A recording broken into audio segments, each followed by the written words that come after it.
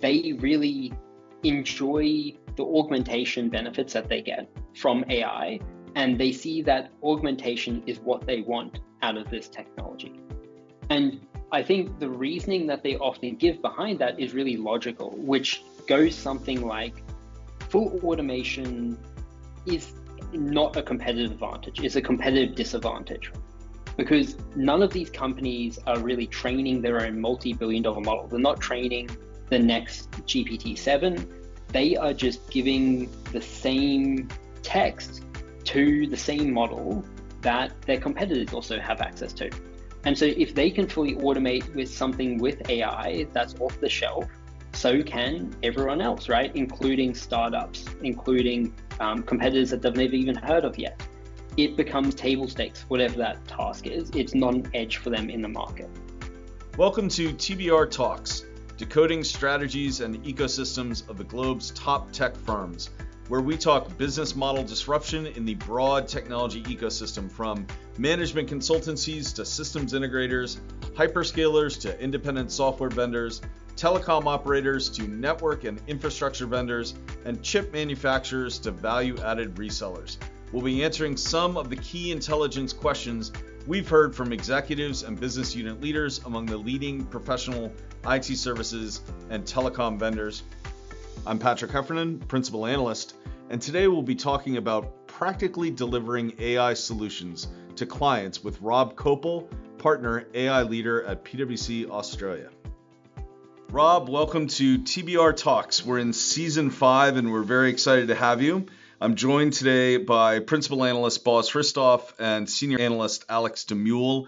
None of us are in the office together, but we're very excited to be talking to you. And I know we met in Australia at lunch in Sydney, which for everybody else is just on your side is just simply lunch in Sydney. For us, it was very exciting because I got to go to Sydney and meet with you and your colleagues at PwC. It was a fantastic event and we had such a great lunch. I wanted to have you come on and have a chat with Boz and Alex and talk about AI, because you've been in this field for so long, despite professionally not being that far into your career. So love for you to give us a little bit of your own background, and then we'll dive into some of the questions we wanted to ask you about AI. Yeah, I'd love to.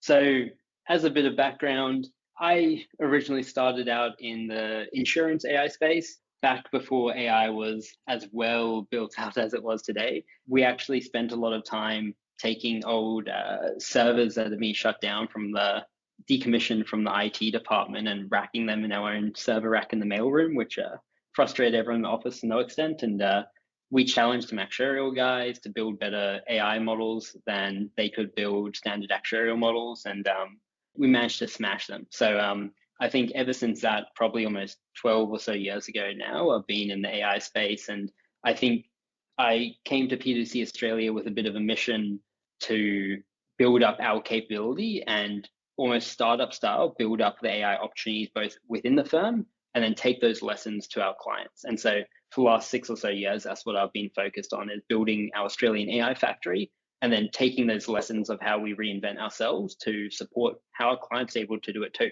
And I think with the explosion of intelligence we've seen, it's been a really exciting time. That's amazing that you started your AI journey with perhaps one of the most boring and traditional businesses, insurance and actuarial tables. Yeah, I would I would not disagree with that, but I would say math nerds can be fun occasionally, so don't hate too much. Okay, fair enough. Well, I mean, it actually is done a lot of things for you and brought you to PwC, where you have that sort of startup opportunity.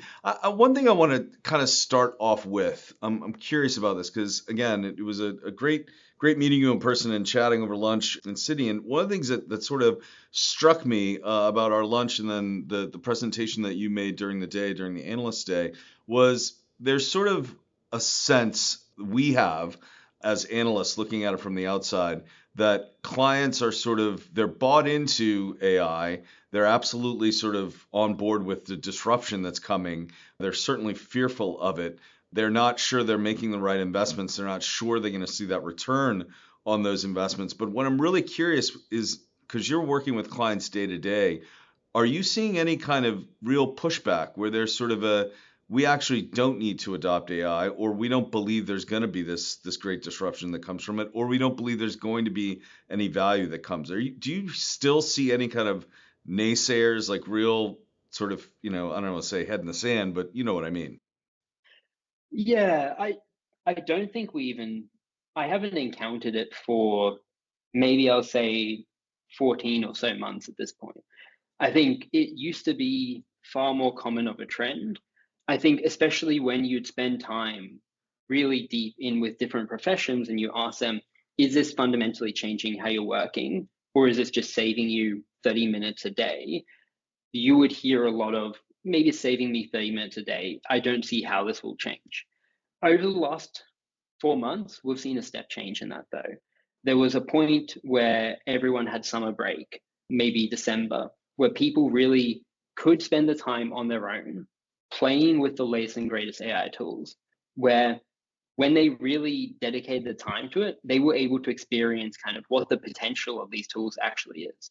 And every single conversation I've had since that point, even at the board levels, there's always one person in the room who spent the time with advanced AI tools, and they will be able to communicate how meaningful that was to them and just how big that difference is.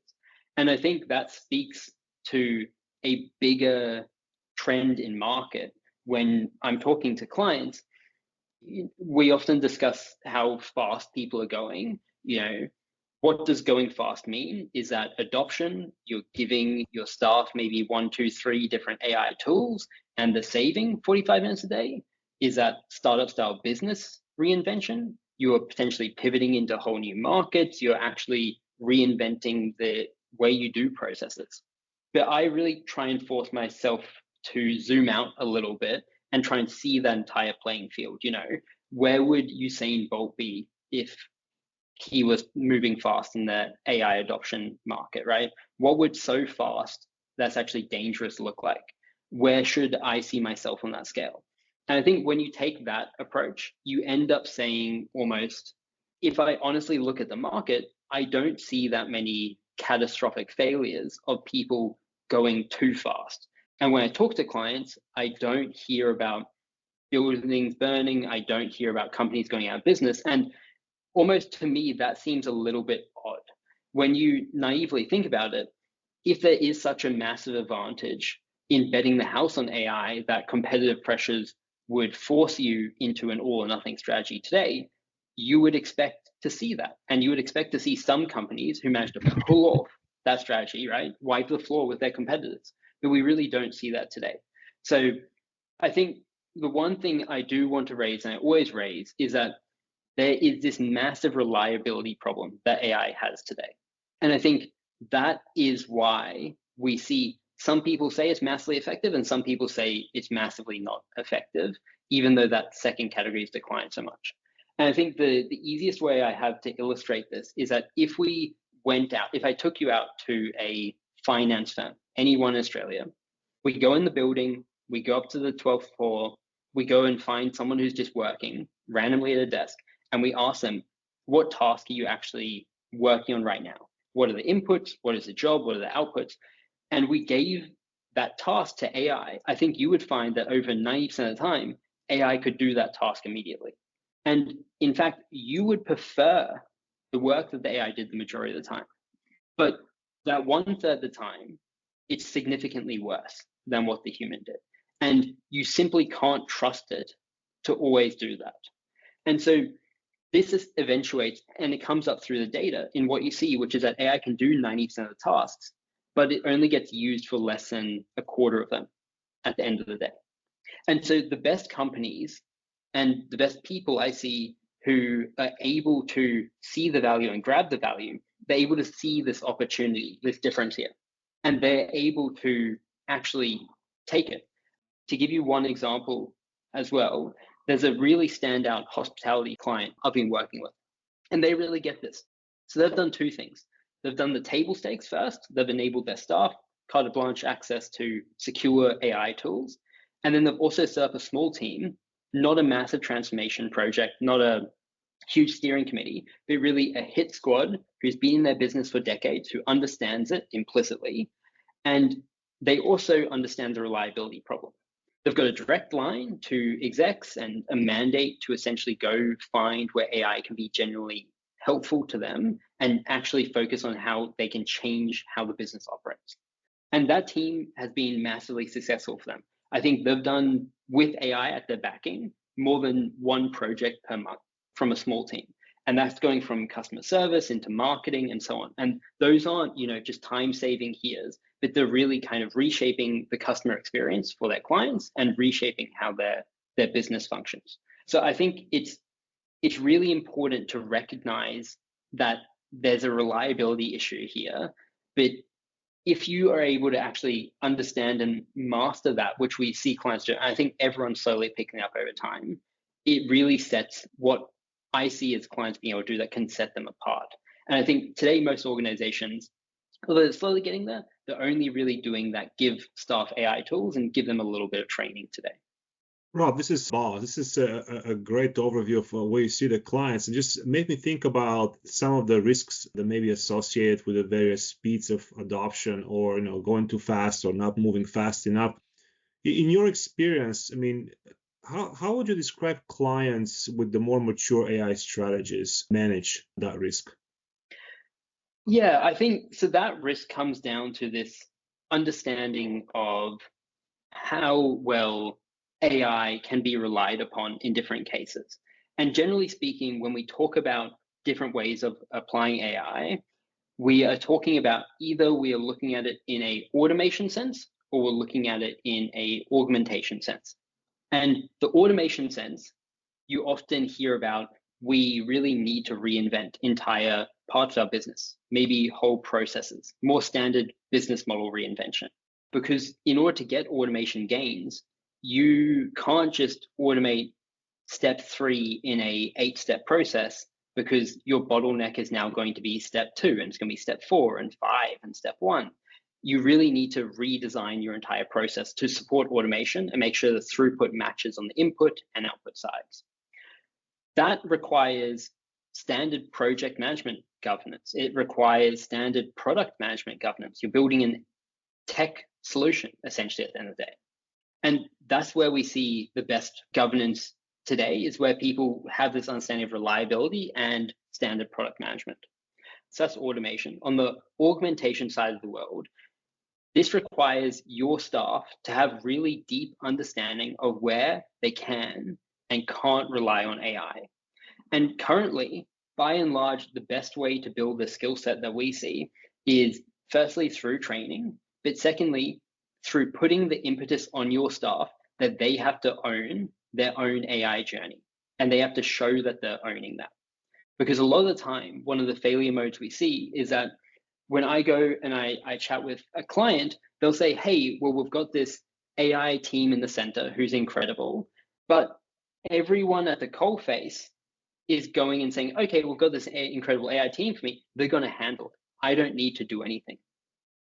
And taking that impetus away from every staff member across the board means that they feel like they can rely on someone else to deal with the AI change for them, and they aren't actually going to get the experience on the tools. They won't understand the reliability challenges. And then when they do have to use them, it causes issues because they can't actually interpret whether a response from AI is good or bad. They don't have that intuition yet. And so we really strongly believe, obviously, in end-to-end AI governance, proper setup of your frameworks, policies, trainings, how-tos. But intuitionally, I really encourage people to more focus on how well, when they actually go and talk to staff members, do they understand the pros and cons, the risks and benefits of AI when they use it? Because that's really critical on the augmentation side. So it's a bit of a combination of those two worlds, and the best people getting both right at the moment. There's no doubt about it. And if you get only one, you will get less than half the benefit. You really need both combined. Yeah, that's a fair way to put it, augmentation and automation, especially as it pertains to the skills. And that's one thing that we hear in the market. I mean, everyone is talking about reskilling talent to ensure they have the AI-enabled bench. Both us as analysts, we struggle sometimes to understand, how much of that effort is centered on the professionals that are more on the engineering side of the house versus the client engagement. And Do those two different in terms of AI skills? Are they different, from what the knowledge base has to be? And most importantly, more importantly, I guess, how do you measure impact from any AI reskilling, either on the engineering or on the client engagement side? So that's a two-part question that I have, but just make me think about what we hear in the market as well. I'll do my best to hit both parts. But I think generally speaking, there's a real trap in the reskilling conversation today, which is this idea that we take people, we give them a reskilling that they need to do, and we treat it as this fixed target of what they actually need to achieve. What skills do they need? Great, let's go train them. But the interface for AI and the interaction mechanism, it keeps changing, right? So rapidly. By the time we've actually rolled out something, the tools, the programs have generally moved on. And to give maybe just a bit of insight into that, and maybe the best case study that I've seen is this one of software engineering, which we're talking about, right?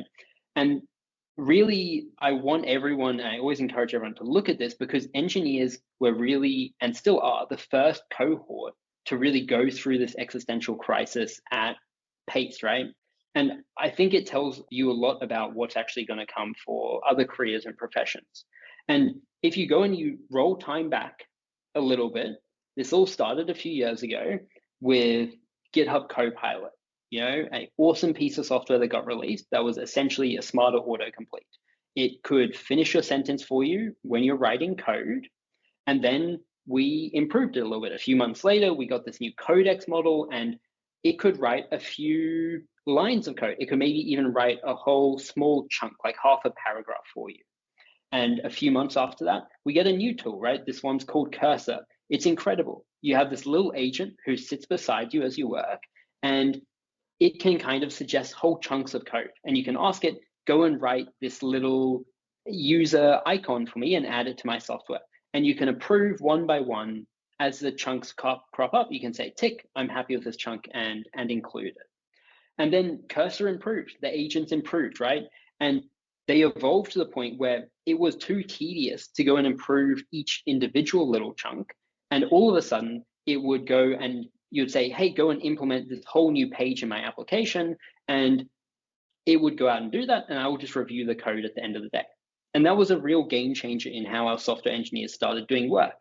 Additionally, since then, we've had awesome tools like Codex and Claude Code, where it'll write the entire pull request for our software engineers. It'll go do a whole ticket for you, and you just review that at the end of the day. And very finally, last month, now we're getting to this point where I tell the agent what to do. It sends me a video showing the new feature it built. I just go and I highlight with a red marker on the bit I don't like in the video, and I send it back to it, and then it goes and continues working. And that entire progression has happened in 1, maybe 2 years. And when you notice what's actually changed is that the human has gone from writing code manually by hand to reviewing code manually by hand to reviewing the outcomes that coding actually leads to. And the skill of how they used AI at each one of these stages was really different from each other, right? But the thing that stayed constant throughout was their software engineering judgment. Can they look at the output and know if that output is right? Do they understand the problem well enough to actually direct the AI to do the right bits of work and catch mistakes as they happen? And I think that brings kind of the really important framing to the surface, which is that we are seeing AI create a bit of this kind of K-shaped economy at a job level. And I know econs often talk a lot about kind of this K-shape, but I don't think enough people talk about it, where essentially when AI is coming to a role, whether it's software engineering or other types of roles we often encounter, it can go in one of two directions. It either is removing high skill work and leaving the drudgery, or it's removing low skill work and it's leaving the judgment. The classic example of this is if you take a London cab driver when GPS first arrived, right? These drivers have spent years earning the knowledge, right? Memorizing every street, every route, every shortcut, and that was their expert skill. when GPS arrived, it destroyed the intrinsic value of that knowledge overnight, right? The work that they were doing didn't go away, but it went downhill a lot. There was lower wages, there was less pay, there was less expertise required, it was more commoditized. Anyone with a phone, with Uber, could go and do that job. The opposite of that one is accountants, for example, when digital spreadsheets arrived, right? Reduction in manual work, no more manual ledgers, no more manual reconciliation. The drudgery vanished. And the bit that was left, which we're seeing for software engineers right now, is advisory, right? It's judgment, it's interpretation. And that profession got more interesting, more valued, right? And pay actually increased. So when I'm talking to clients about reskilling, I often am talking to them not so much in the lens of the question of, here is the exact reskilling about picking up AI software your people need, but is firstly, for each role in your business, which arm of the K shape is it on? Is AI potentially stripping away some of the judgment and leaving the drudgery? Then we want you to go and reskill those people for other roles, right? For other areas they can build their judgment and expertise in. We don't want to train them to use AI itself, because AI is going to be able to use AI.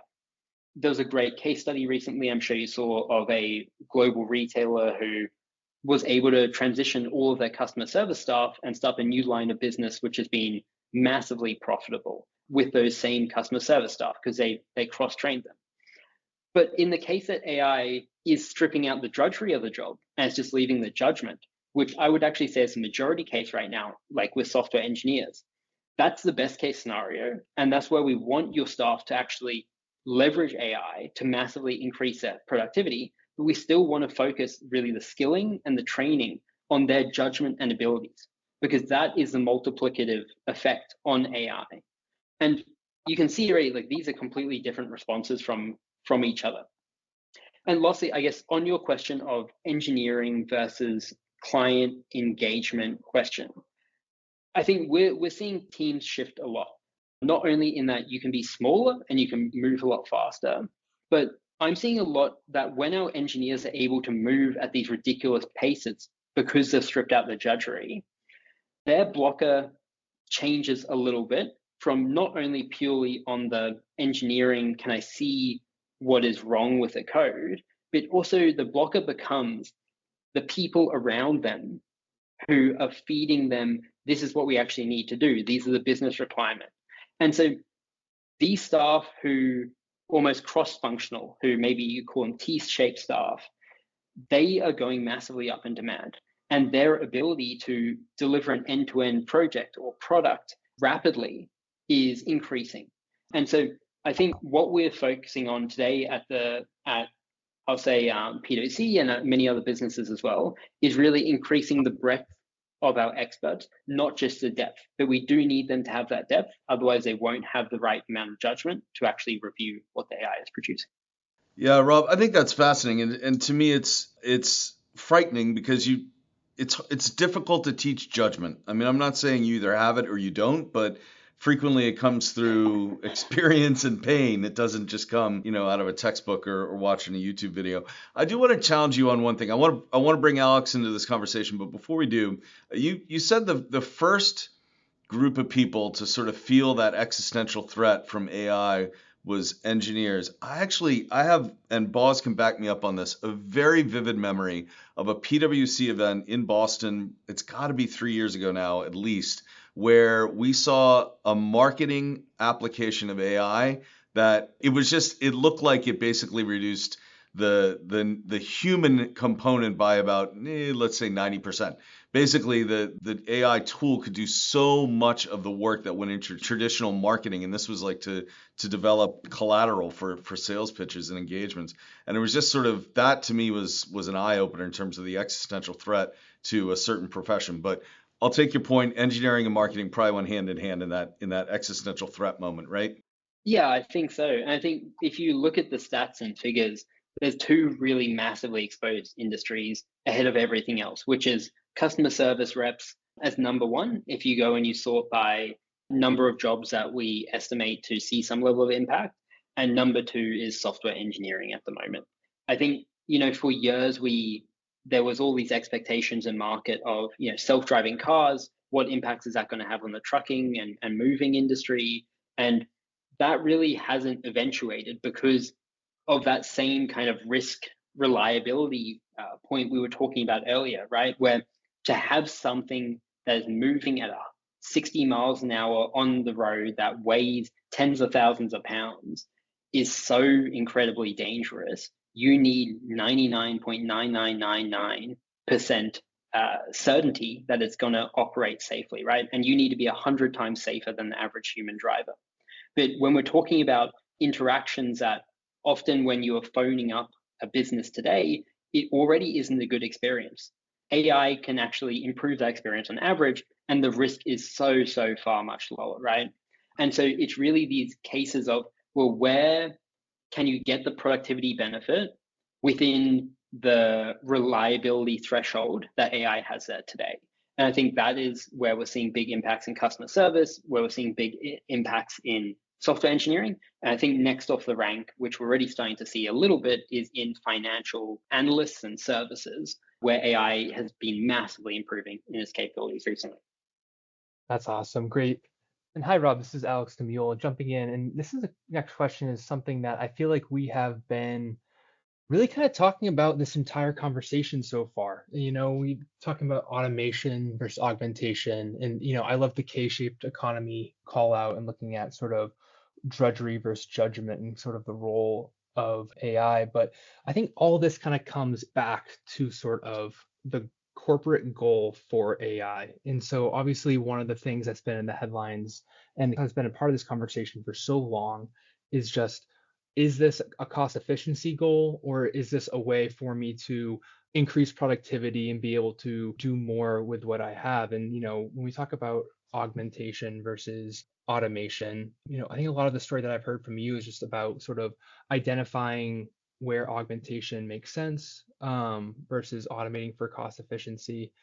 But is there sort of a through line for how enterprises in the economy today, with the sort of geopolitical risks and the cost considerations, is when we net this out and look at, software developers, marketing, and going into financial analysts, is there a through line towards wanting to sort of decrease headcount, or is this a story of reinvestment and job growth, or maybe not job growth, but unlocking new job opportunities over the long term?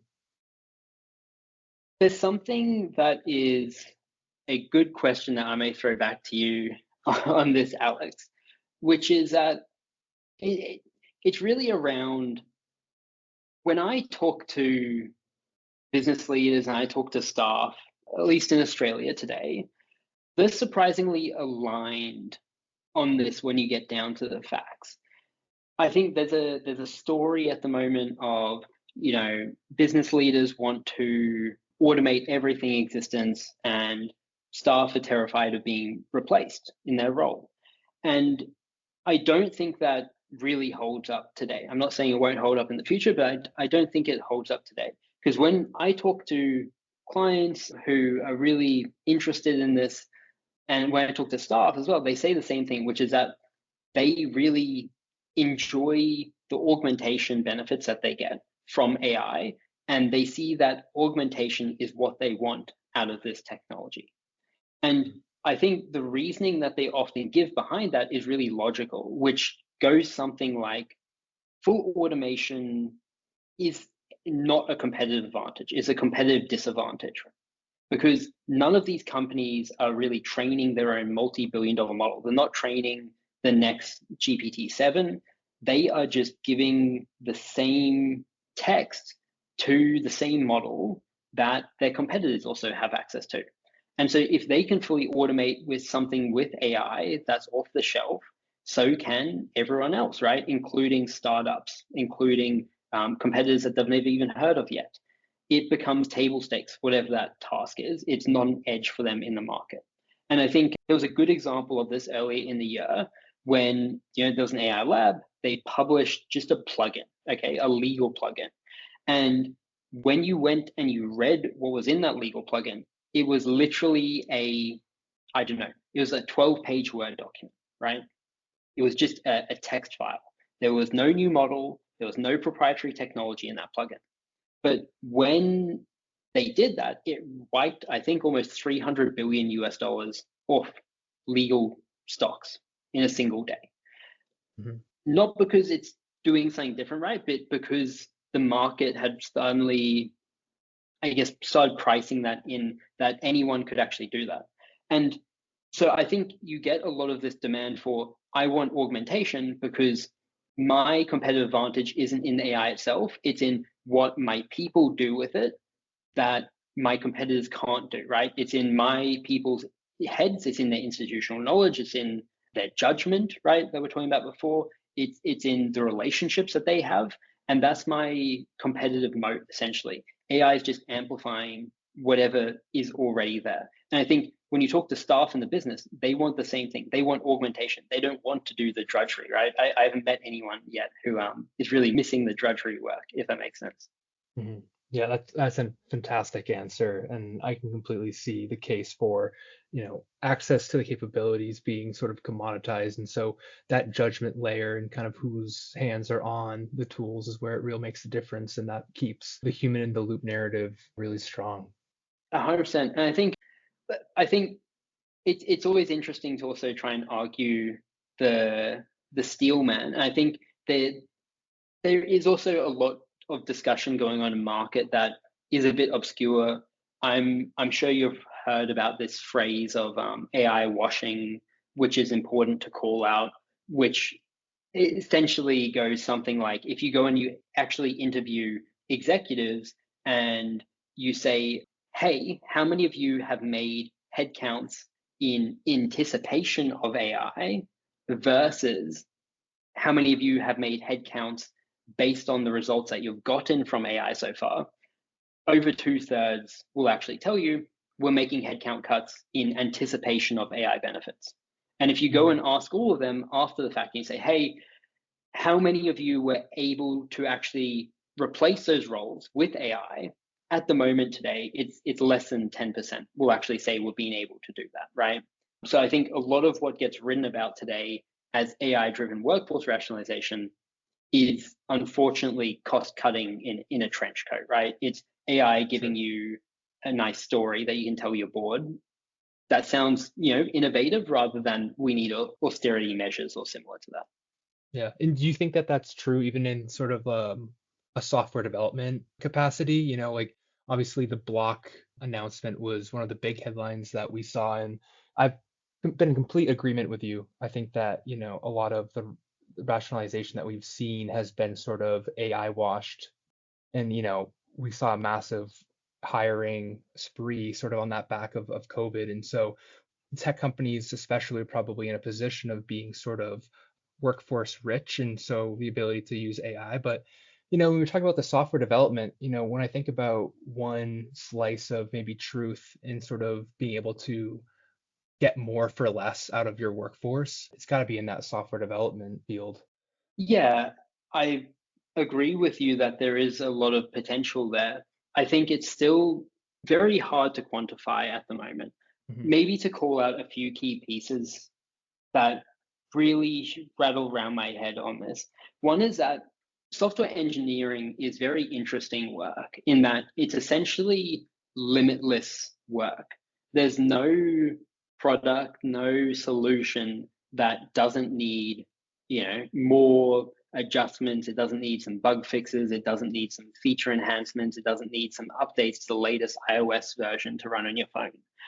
And because of this, you would naively expect that as people become more productive, there's still a marginal value to having them on board because there's just infinite work that comes with software.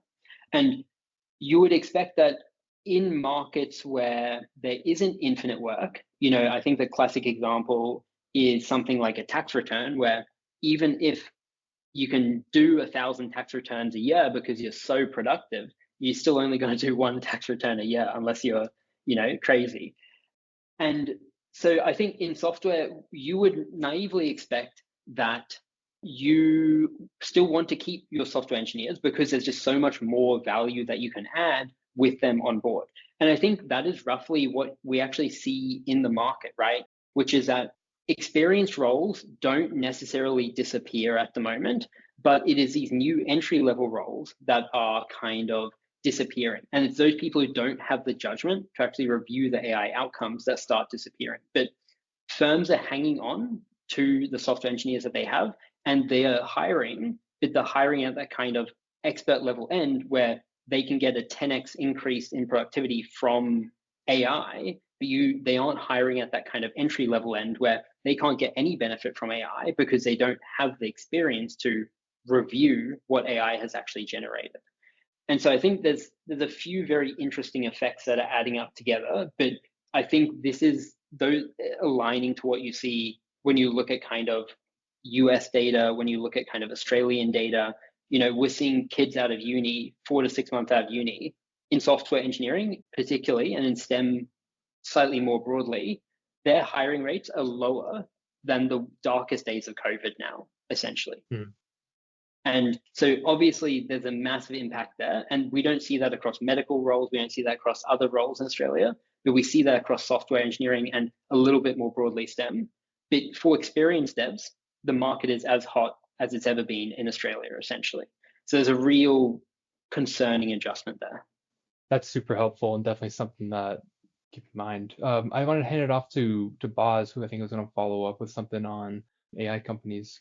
Go ahead, Boz. Yeah, I think the topic of what you were saying, how much the workforce reduction is a result of AI today versus anticipation. I think it's an ongoing discussion. We've been starting looking into some metrics of some of the professional services companies as well, and trying to better understand, the productivity improvement. What does that mean? Can companies do more revenue, more profitable revenue with fewer people, and how do you measure that impact? And how much you put that weight on AI versus utilization versus offshore leverage versus pricing, all these other ways to think about it, right? So, we're starting to kind of put some pulse on the market a little bit and trying to gauge of that direction, but there's so much happening in the meantime. So it's harder to, like you said, to really make a concrete, this is happening because of AI, a kind of complete an agent or AI specific number to pin it down. Yeah, actually, Boz, let me interrupt you for a quick second. Yeah, I know where you're going, but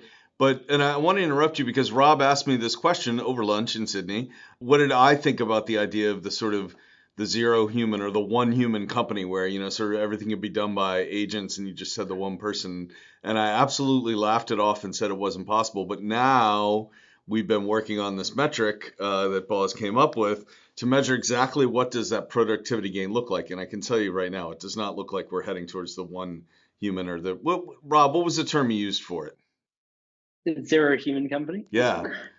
Well, all right. I guess that was it. Yeah. So just want to put it out there that we have been doing some further thinking on that and throwing some metrics at it, but definitely it certainly resonates. Boz, I know you had a question on a slightly different topic. You want to go ahead down that road? Yeah. Maybe before going that, sorry, and maybe a question to you, Boz. Just would love to hear how have you thought about building that metric, and what do the figures or initial findings kind of look like? I'm just very interested. So I think the metric, the way we look at it, and it's still kind of a little bit of like a preview for you and some of the listeners on the podcast, but it's what we call human intensity reduction index, essentially. And it's exactly kind of looking at the change, of the headcount understanding for output for revenue, right? And trying to understand how much that, is pure demand driven versus AI. And as I was suggesting earlier, it's really, there's a lot of factors right now into it, but early findings are showing if you look back in the 3-year span when Gen AI first came around, we're starting to see, coming from the index from -5 to -10%, which essentially tells you that was still companies relying heavily on humans, right, on labor arbitrage, traditional labor arbitrage, to now some of them crossing into mid to upper single digits, right, into 5 to 10%, that the index is going in a positive direction, right? So now starting to thinking about, okay, what does that mean? How does that translate to economic value? And we're trying to look into one economic value factor is profitability, right? More of a concrete measure of success of any of those kind of investments and initiatives that companies go after. So some companies are a little bit more conservative on changing and taking a hit on the operating profit because that kind of falls into their culture and just the way they are conditioned to operate. And you can see a very flat margin, which again tells you that at least they're protecting the margins.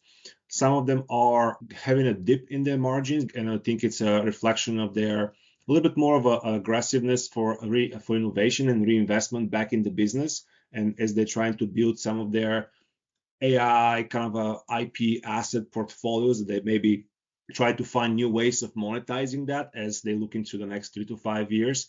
And others are, just doing business as usual, right? And they're more into a kind of a internal reorganization transformation phase more than actually doing something meaningful that you can look at just the raw numbers like, wow, the indexes are above 10%, but when you start peeling back and understand why that the headcount reduction has been so much, and again, it's more about anticipation and trying to maybe offload some of the unprofitable units and the divestitures and whatnot, that it's less about AI, it's more about making Wall Street happy for the time being, right? So this is some kind of the nuances we're seeing, but a lot is about leadership, about culture, about how those companies are, conditioning their stakeholders. And there's another factor that we're starting to get a little bit better understanding is the impact and the influence of the alliances as well, because they operate in ecosystems, right? So they have to account for the implications of the partners as well along the way, because they can't just sell AI products in a vacuum, right? Because they have partners that they do the same thing. So they have to be very careful how they position that with clients as well. Understood. And one thing that's always interesting is when we're talking about kind of, do you keep employees or do you increase number of employees to try and take advantage of AI or potentially decrease? If employees are more productive, is it then even more valuable to have more? I think when I chat with econs, they often say to me that labor, they traditionally view it as a game of comparative advantage, where as long as AI plus a person is more beneficial than just AI on its own, we should expect increases in hiring. We should expect, your marginal profitability per person should increase, and so you should actually want to hire more people. Is often the storyline that they talk to. Is that in alignment with, I guess, your initial findings from the index, or would you disagree with that? No, 100%. I think what the biggest test would be is for the especially professional services companies, because I think they're having the biggest kind of implication that AI is putting on their operating and the business models that they've been working with, for hundreds of years, some of them, right? Is, if they're able to start driving revenue beyond the mid to upper mid single digits, and they maybe crack into the low double digit growth, I think that's going to provide a good boost of confidence of what the strategy is. And while historically the headcount would have been expected to grow in parallel in a linear progression, I think this time around, with the use of AI and the tools that everybody's been investing, the net headcount growth will be more like in the low to mid single digits, as long as the revenue grows in the upper mid single, low double digit, right? So yes, the net effect of the AI's headcount will grow, albeit at a slower rate than historical trends and rates, but I think there'll be a net positive effect on the headcount and the employment overall. Very interesting. Okay, I'm keen to see when you release the full index. Yeah. Timing is everything, right? Timing is everything. Yes. It may come out by the time this podcast comes out. We'll see. I do just want to kind of wrap it up. Boz, I'm sorry, Boz. I know you had one more question. Throw that out there, and then we'll wrap things up. Rob, go ahead, Boz. No, all good. My question was because we've been talking about all the implications of AI, and you've been in the field and you work with clients, you work with partners, you kind of you in the weeds, so to speak, in the AI. And just curious, I mean, what's the kind of the favorite AI company profile you like to work with? Not a fair question, I get that part, but just no, you don't have to name names. Just thinking about from a, it's kind of like what does a a real good AI company look like in Rob's world that you like to work with? I think there's probably two sides to that question. There's which of the AI labs do I think build maybe better technology, if that's the lens, or there's which of our clients have attitudes that lead to the most success with AI. Do you want me to go into both or one of those? Well, I'll give you the consulting answer, both, I guess. Yeah, happy to. I think the labs is a particularly interesting question. And I think more and more, a number of the really technical staff on my team, and myself included, are starting to form opinions based on the personalities of the models that they're creating. There's a great example at the moment where if you try and build a AI system from Anthropic versus you try and build an AI system from OpenAI, they have taken very different approaches to how you actually try and build reliable, high confidence AI systems, in that they have given their models different personalities from each other.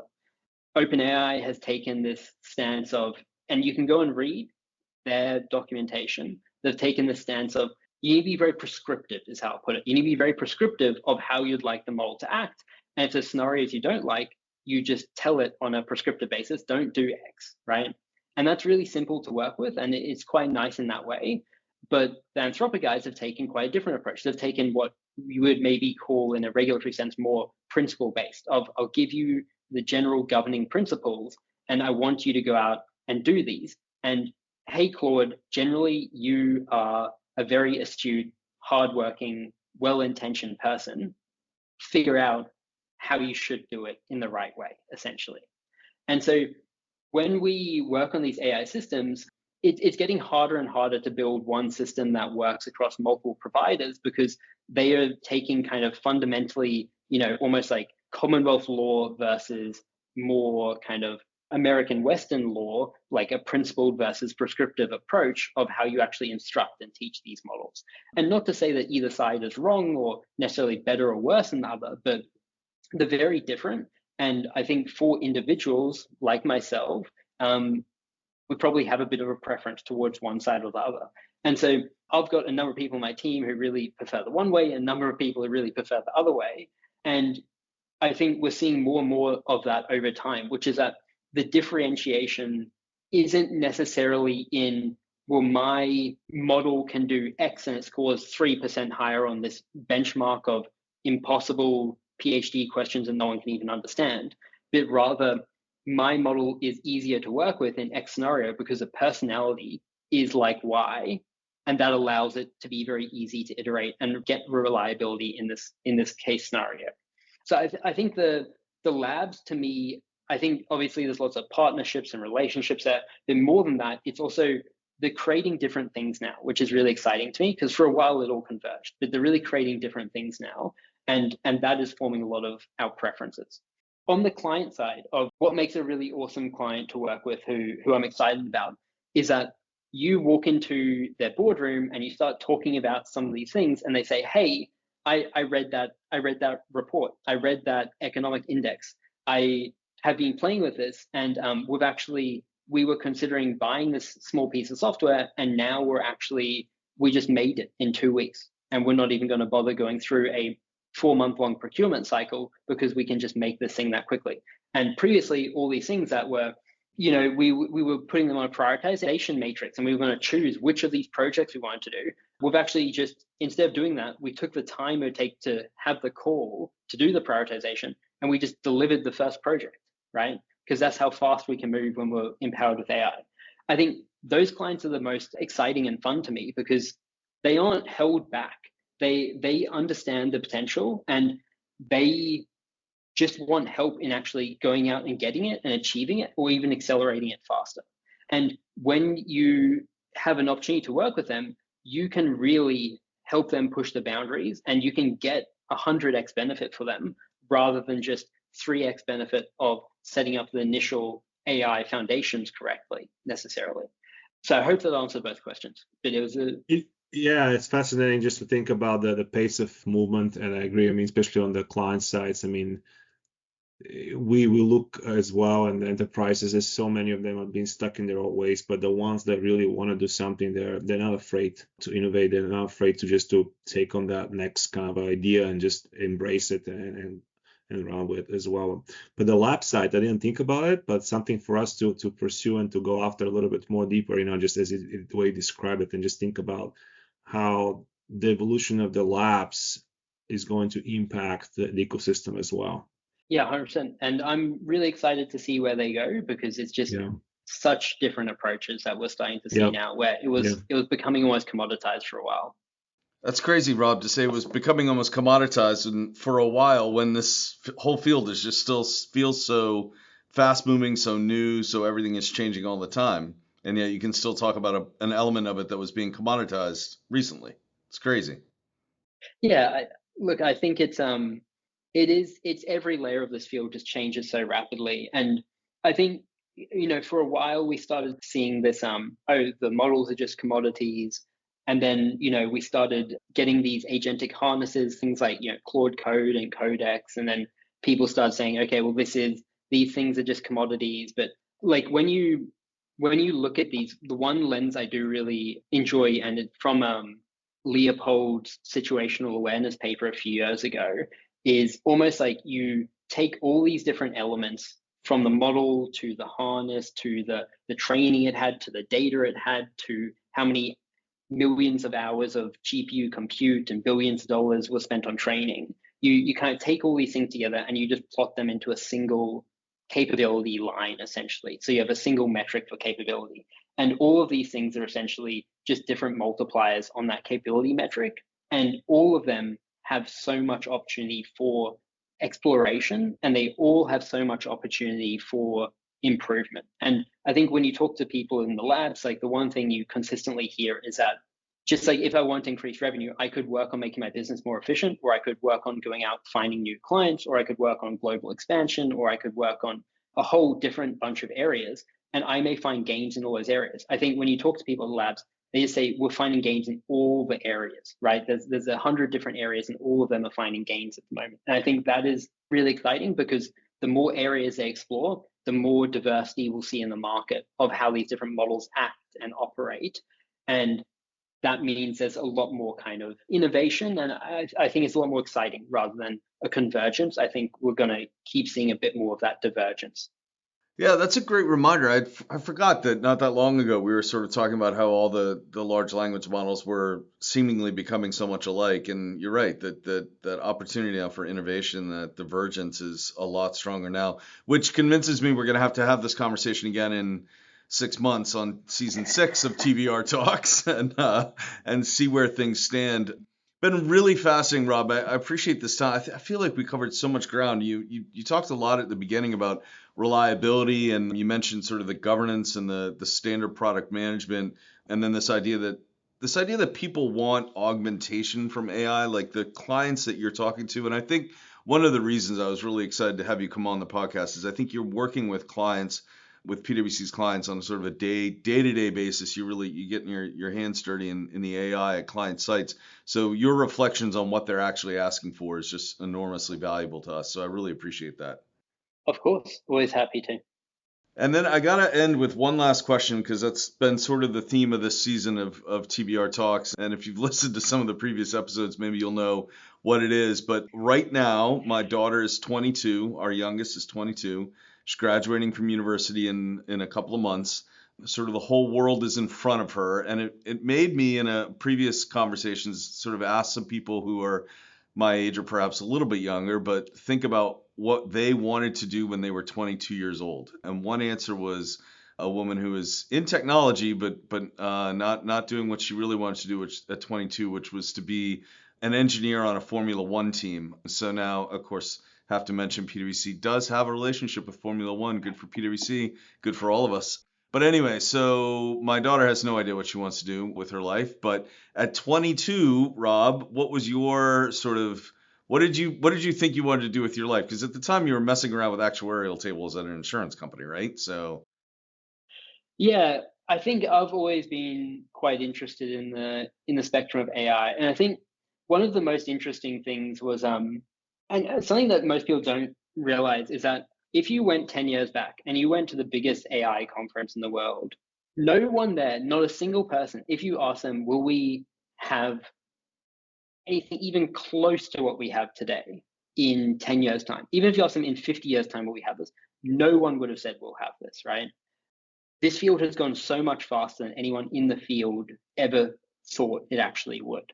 There's this concept in the field called out of distribution, essentially, right? And people often today say, like, if AI doesn't do exactly what I want at this task it's never seen before, then it's out of distribution. You know, the AI wasn't trained on this task and it doesn't perform well. Like 10 years back, out of distribution meant to everyone in the field. It meant that when you used Google Translate, it didn't have a literal word where this word in English means this word in French. That's what it meant. Like we had tables that went, this word in English means this word in French, essentially. And we are now at this point where these models are just so incredibly capable and so much further than anyone thought they would be. And so I was very excited about trying to get these models to even understand a sentence. Was one of my things I was really excited about, was even getting them to be able to understand the semantic meaning between words well. And it turns out that wasn't that hard. So I think I continue just to be really excited by the sheer amount of progress. I think I'm also very concerned about a lot of the progress, if I'm being very frank, but I've always been interested in what we can actually achieve in this space, and it's just gone beyond my comprehension of what I thought we'd ever get to. So it's very exciting, but it's going to be a wild ride the next few years. That's guaranteed. That's fantastic and wild and scary, and I think we all definitely share your concerns. I'll speak for Alex and Boz in saying that we definitely have our concerns about AI. Something we can dive into next time. Rob, thank you so much. Alex and Boz, thank you as well, and it's really been a pleasure. Thank you, Rob. No worries, the pleasure's all been mine. Thank you. Thanks, Patrick. Thanks, Alex, and thanks, Excellent. Boz. Lovely meeting. Tune in next week for another episode of TBR Talks. Don't forget to send us your key intelligence questions on business strategy, ecosystems, and management consulting through the form in the show notes below. Visit tbri.com to learn how we help tech companies, large and small, answer these questions with the research, data, and analysis that my guests bring to this conversation every week. Once again, I'm your host, Patrick Heffernan, Principal Analyst at TBR. Thanks for joining us, and see you next week.